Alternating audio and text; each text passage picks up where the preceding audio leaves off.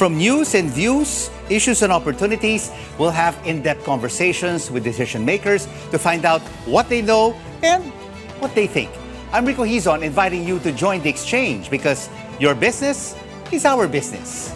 A whopping 2 trillion pesos. That's how much the information technology and business process management industry could possibly earn this year if we go by the government's projections.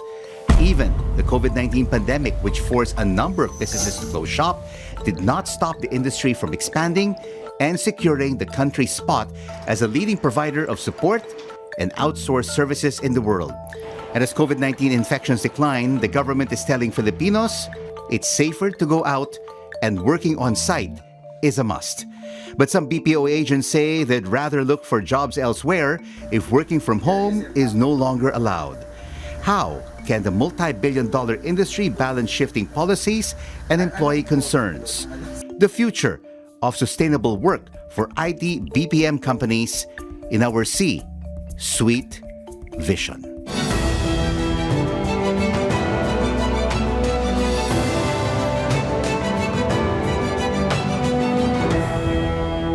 Beginning April 1st, IT-BPM companies in eco-zones that will not heed the government's return on-site work order will no longer enjoy tax privileges.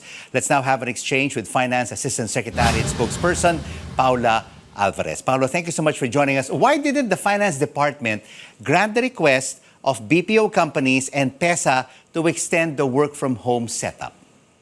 Okay, so I think, Rico, what we should distinguish first is the two kinds of corporate entities. No? So the first one is those registered under the PESA or the IPAs, which is governed by Section 309 of the NIRC. And then you have the other corporations, which are registered under the BIR, or those registered under the Board of Investments. So what we are talking about, those who are required to go back to work, or those registered in investment promotion agencies like PESA, is governed by Section 309 of NIRC, which explicitly provides that for the corporations to enjoy the fiscal incentives, for example, the income tax holidays, they should specifically be on location. So geographically, it is part of the law.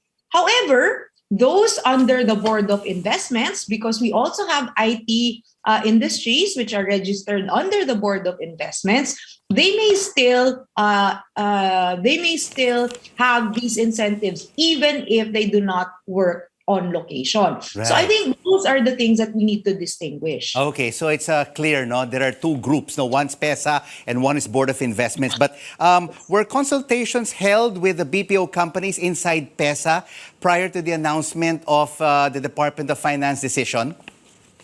Yes, I think previously when we had the pandemic, we explained to them that the temporary situation is because of the ongoing pandemic. So the FIRB issued a resolution to allow them 90% work from home. But this was only time-bound and temporary because at that time, it was earlier, it was before the vaccines, it was before we were lowered down to alert level 1, and before our COVID transmission rate actually went down. So now what we're saying is that because we're opening up the economy and because, we have lower COVID rates now and we have vaccines, which have been a majority of the Filipino people, then we can say that we can already go back because, again, that is what the law provides. So what we want to highlight here is that the fiscal incentives is not a right.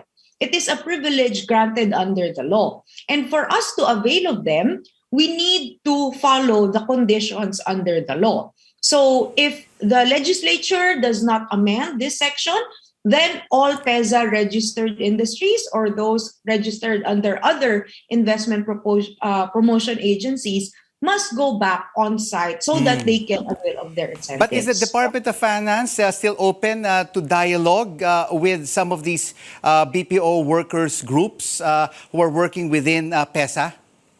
Well, what we have been telling them is, the same incentives if you fall under the BOI covered incentives under the different tiers, then maybe you should just register with the BOI because that business model works for you. Because not all locators of PEZA and IPAs are requesting for an extension of the work from home. Others actually are willingly going back to the ecozone. So I think this is a matter of reviewing how you want to manage your corporation. So we also lowered the income tax for corporate income tax. It's now 20%. So you can opt to just register as a regular entity if it works for you. So at the end of the day, it's still their prerogative, whether they want to be PEZA locators, whether they want to be under the BOI or as regular corporations. Are we seeing some PEZA locators shifting to the BOI? Yes, there are actually. I think we saw year-on-year that the foreign direct investments under the BOI have actually increased, and we have other locators who are now deregistering from PEZA and registering as normal corporations because, again, this is a balancing of your expenses or how you manage your firm. There are pros and cons. So if you don't want to locate in PEZA because there's rent, there's all the other expenses, then maybe you can opt for the regular corporate income tax. It would be more beneficial for you. But there are others, like, for example, those who do manufacturing and all other industries, they are more comfortable with being in a ecozone, then, it works for them. So at the end of the day, it's just a matter of your business decision. Yeah, because, Paula, there are reports of threats of mass resignation from BPO employees who are in these PEZA locators who prefer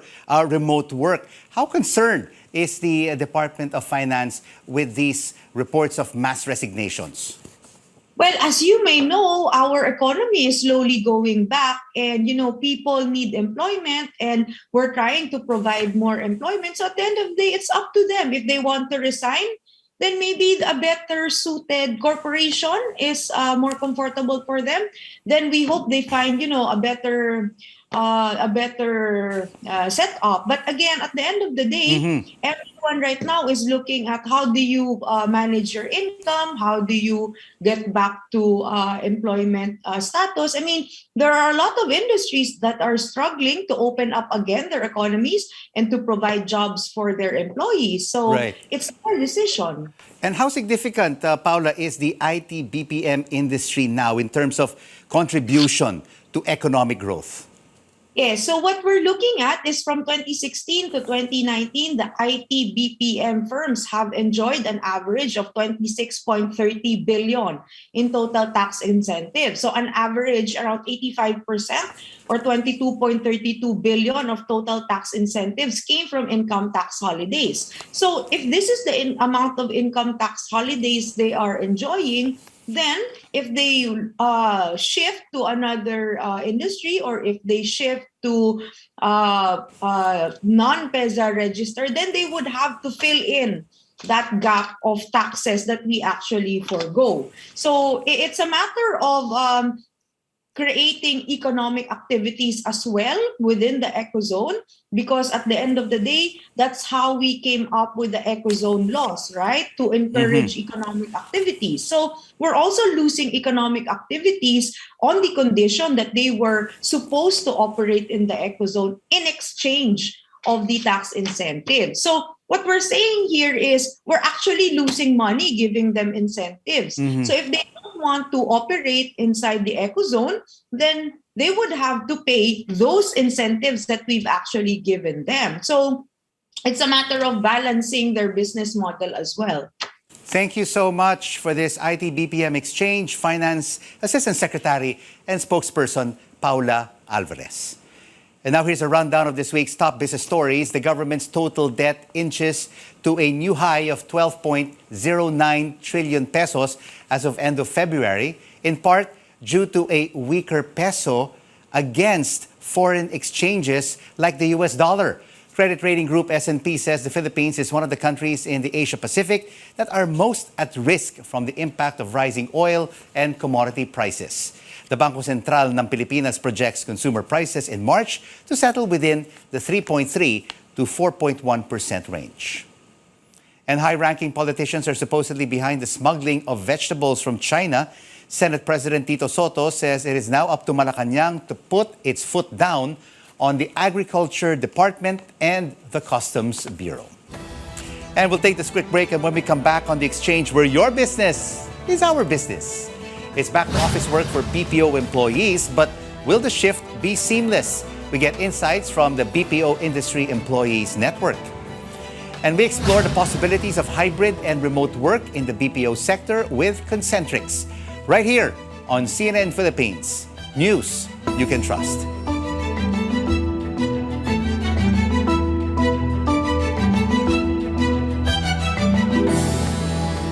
Glad you're staying with us right here on The Exchange, where your business is our business.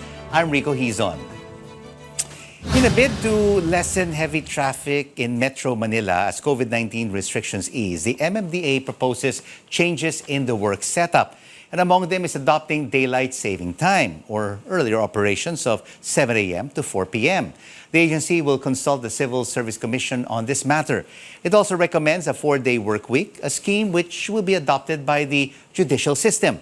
The Supreme Court, Court of Appeals, Court of Tax Appeals, and the Sandigan Bayan will be shifting to 4 days of on-site work and 1 day of remote work beginning April 4th.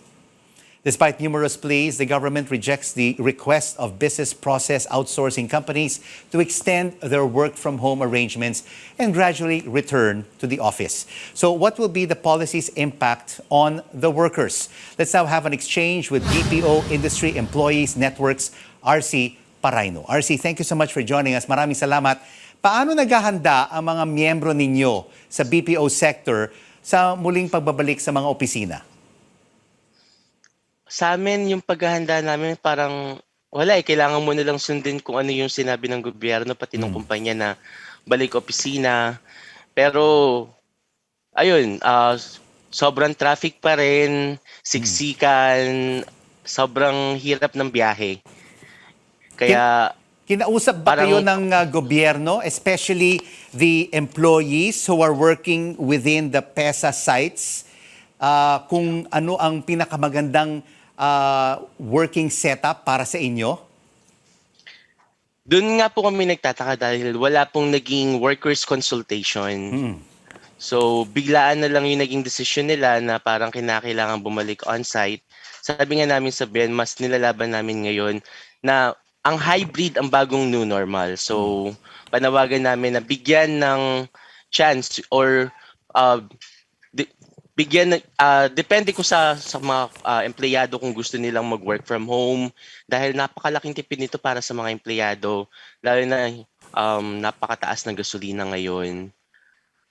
At saka RC, kausap ko lang kanina si Assistant Secretary Paula Alvarez at sinabi niya na kailangan magbalik na talaga ang mga BPO employees working within the PESA sites. Kung hindi, aalisin nila yung mga tax incentives. And kung gustong lumipat ang mga BPO companies within PESA, kailangan maging BOI registered na lang sila. So talagang nagkakaroon ng konting problema yung mga BPO companies who are working within PESA. Yes. And actually, yung mga regular workers naman lalo na sa BPO, they're not familiar with the PESA. Na meron tax incentive yung mga BPO companies. Pero regarding nga doon sa tax incentive, sana hindi lang yung mga employers yung nabibigyan ng tax incentive. Sana pati din yung mga BPO workers. Kasi katulad ng nakaraang lockdown, wala naman natatanggap na ayuda ang mga BPO workers. Tapos lalo na ngayong mga babalik on-site, sana bigyan ng dagdag sweldo yung mga manggagawa na babalik dahil dagdag gastos na naman to.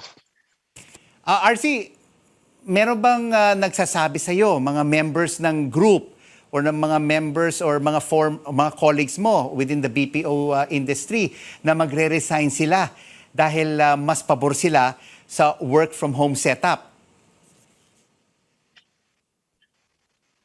May mga grupong nagsasabing magkakaroon ng mass resignation pero sa hirap ng buhay ngayon, lalo na nandiyan pa rin ang banta ng COVID at napakahirap dahil sobrang taas ng mga bilihin.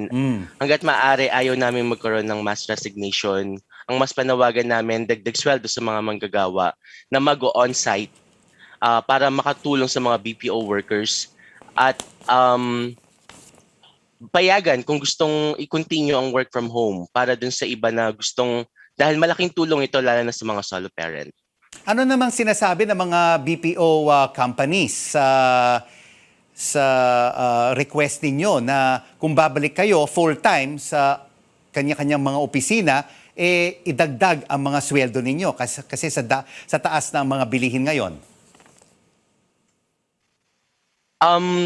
Continue pa rin yung katulad sa kumpanya ko, meron akong mga transportation allowance.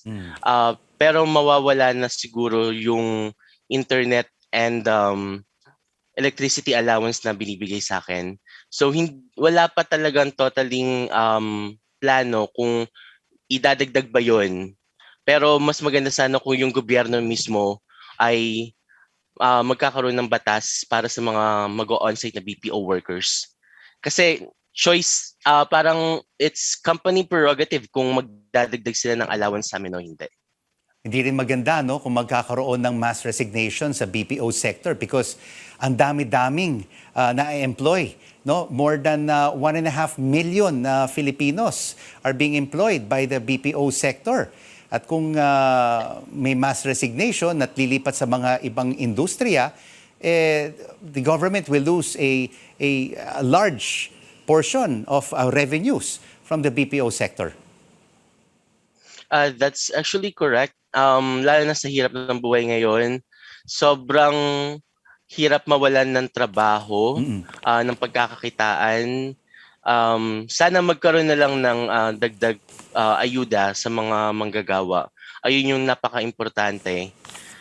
At unang-una, hindi naman siguro yung Department of Finance yung dapat magtakda kung kinakailangan ba namin bumalik on-site dahil hindi naman sila safety officer. And RC, ilang buwan na lang at magkakaroon na tayo ng bagong presidente, vice-presidente, mga bagong leader. Ano ang inyong hiling sa susunod na administrasyon? Ang hiling po namin, lalo na po sa BPO industry, ay napakatalamak ng tanggalan. Sana magkaroon ng batas na kung saan proprotektahan ang mga BPO workers pagdating doon sa job security. Dahil dito sa BPO, nauuso ang floating while hiring. Lalo na ngayon na nagbabanta ang pagbalik opisina, paano yung mga BPO workers na ayaw bumalik, pwedeng pagkalipas ng mga ilang araw sila ay maligay sa mga floating status at mawalan ng trabaho. Ngayon nananawagan ang aming grupo na lalo na kay Secretary Dole at sa susunod na magiging presidente na panahon na siguro para tignan naman ang kalagahan ng mga BPO workers. Maraming salamat sa iyo for this BPO Workers Exchange, BPO Industry Employees Networks, RC Paraino. And we invite you to join our discussion tonight. Our question is, how can the government increase support for the information technology and business process management industry? Send your answers on our social media accounts and I will read them later on the program. And straight ahead on the exchange, where your business is our business. What lies ahead for IT-BPO firms? We take a look at the future of work with Amit Jaga from Concentrix Philippines. Keep it right here on CNN Philippines. News you can trust.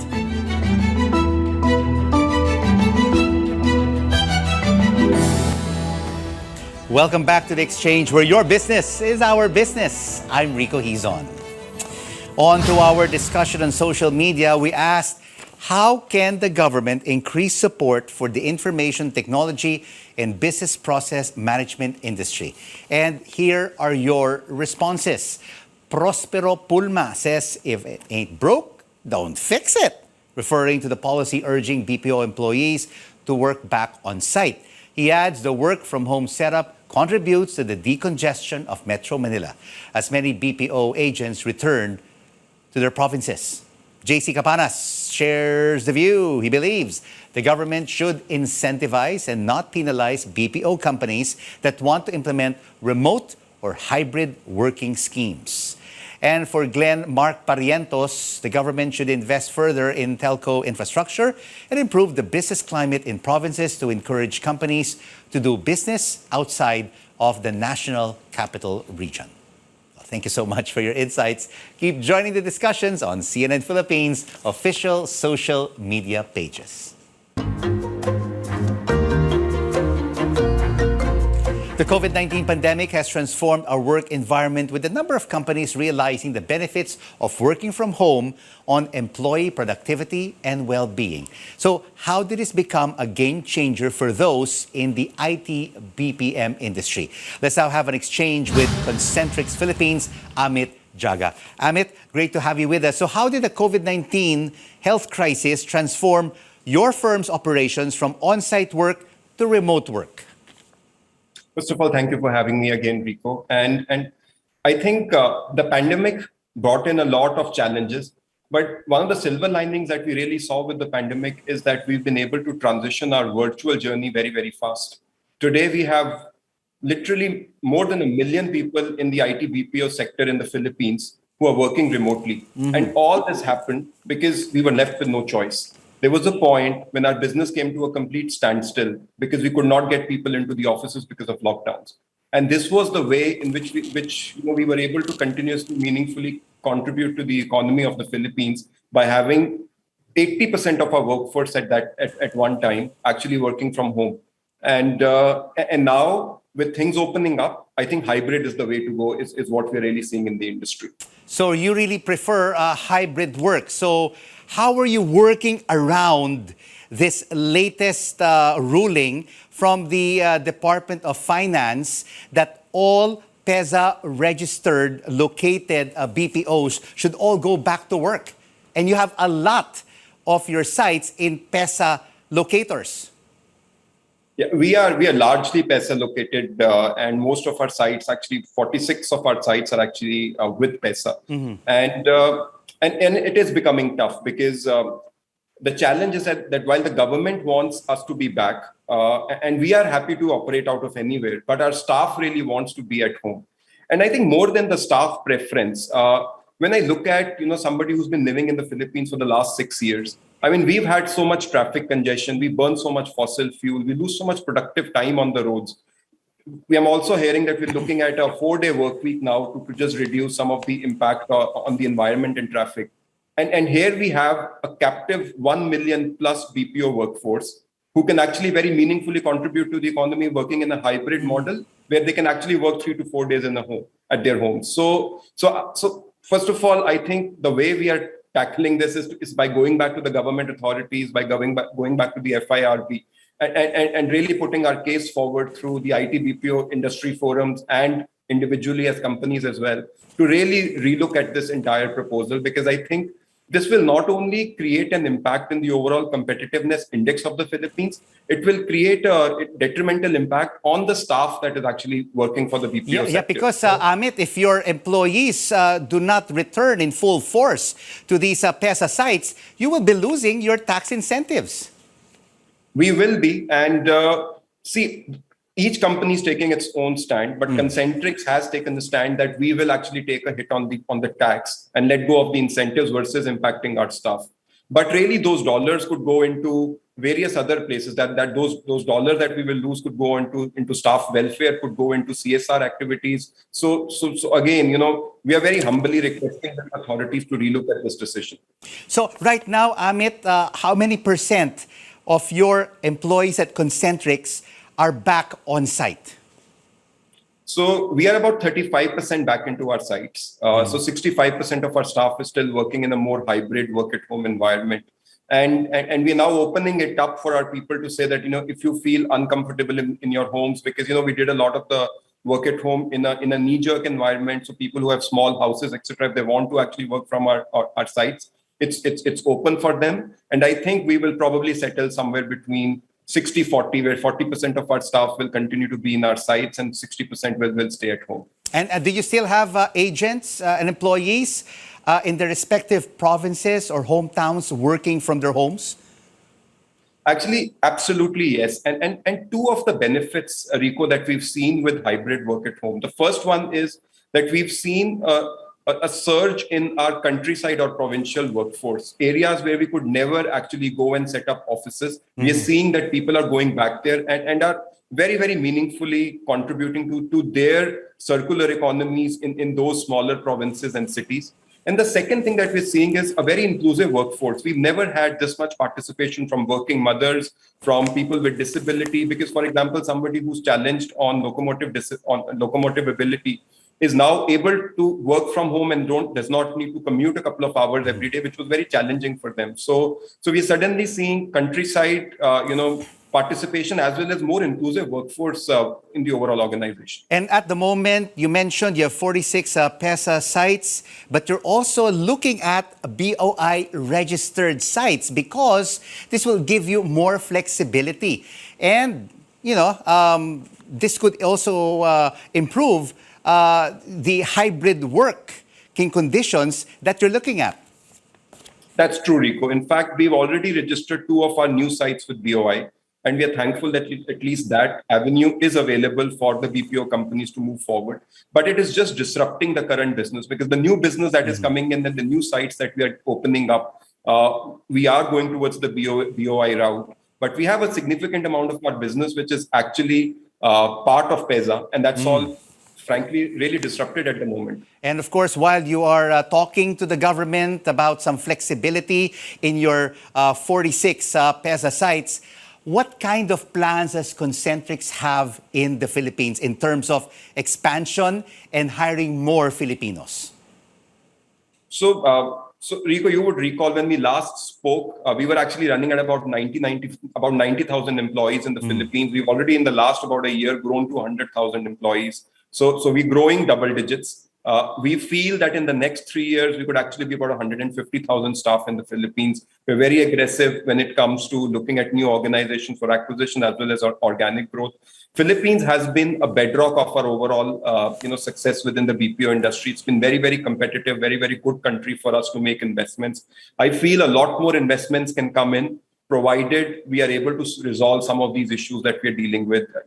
When I look at Philippines 5 years ago, it was probably at the top of my index in terms of when we look at all the countries across the globe. And today, if I look at it, countries like Poland, India, Malaysia, Indonesia, some of them are actually coming up with policies which is making it easier to work there and more incentives. So again, I think I'll go back to the point that we have to continuously look at how do we make ourselves more competitive, and growth is something that we can definitely deliver if that happens. Thank you so much for this Future of Work exchange, Concentrix Philippines, Amit Jaga.